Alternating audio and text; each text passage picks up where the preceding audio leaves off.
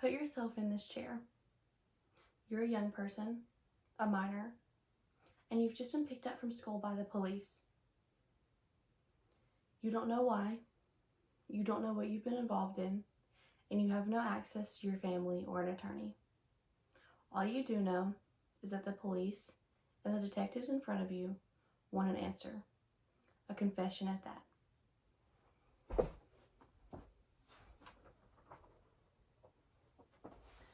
Unfortunately, this is a position that many juveniles across the United States are put in on a daily basis. As a result, frequent false confessions are done by juveniles over crimes that they did not commit. My name is Emmeline Hubbard, and I'm an undergraduate student at East Tennessee State University, studying criminal justice and criminology and psychology.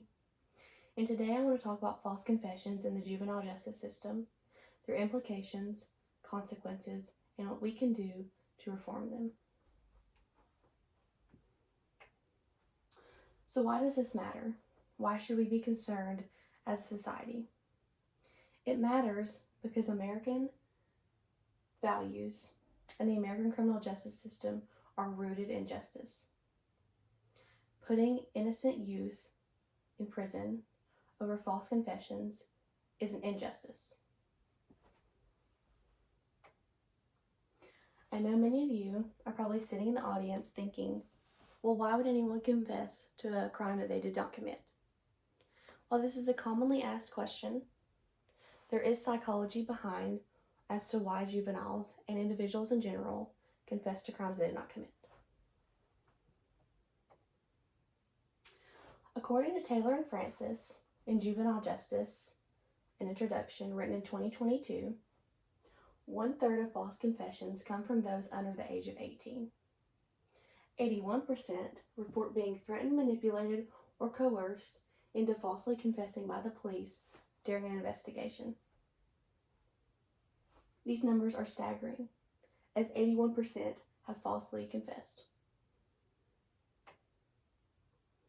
To simplify this, there are 2 reasons why juveniles will falsely confess to the police, and I'll look at it from a bad cop and a good cop perspective. Starting with the bad cop perspective, police will use harsh and brutal ways of interrogating a juvenile in order to get them to crack under pressure. Let's look at an example of this.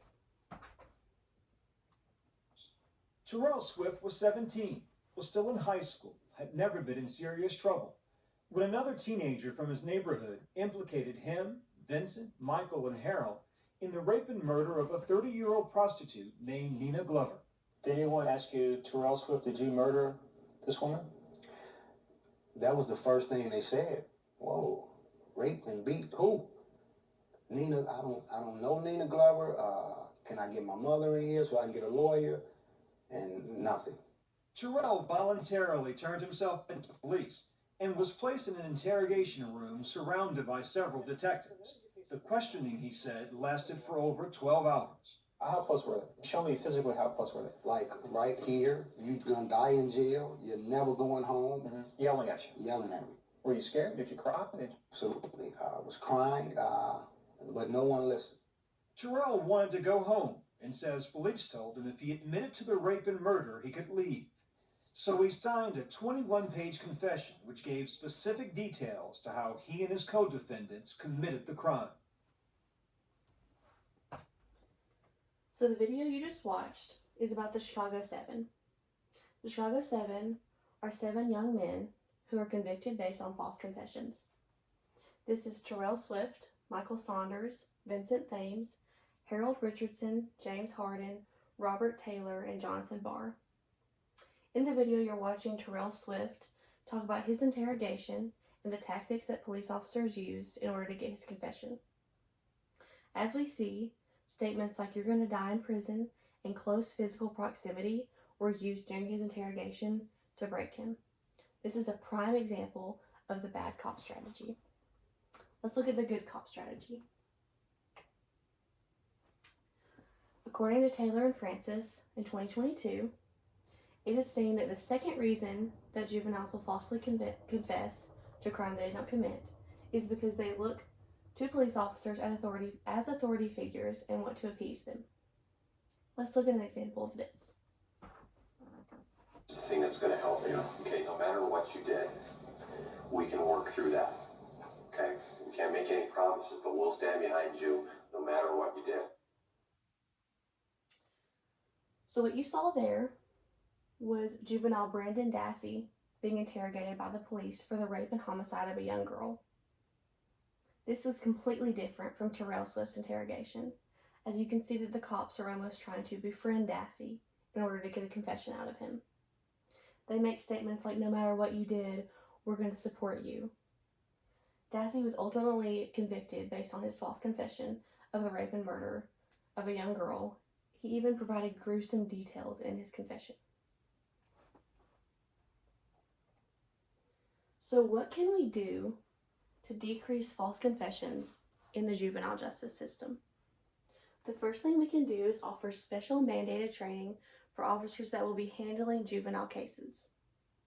This means that from the intake process all the way up until interrogation, officers will be required to have specialized training in order to handle juveniles in a way that they can handle their vulnerabilities and fears as a young person. Second, we can enforce safeguards. A prime example of this is legislation passed by states to require counsel be present during an interrogation of a juvenile suspect. Last, we can simply use our voices as society. Society has a strong power and influence on decisions being made in the nation, and juvenile false confessions are completely undercovered. Therefore, we as a society need to speak up and make it more well known that juvenile justice false confessions are a real issue in society. So, as I conclude this presentation, I ask you to put yourself back in the chair.